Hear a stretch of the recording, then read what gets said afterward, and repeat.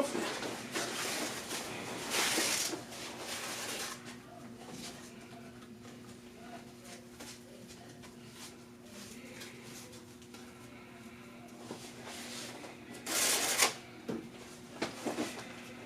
And this what you used to help your mama do? She had a shortcut?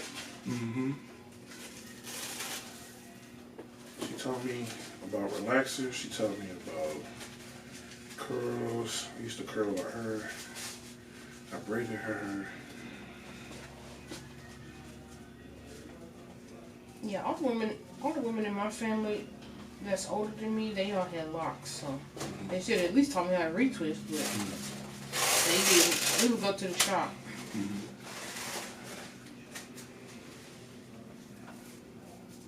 I learned how to retwist because I had locks. Well, two-strand twists.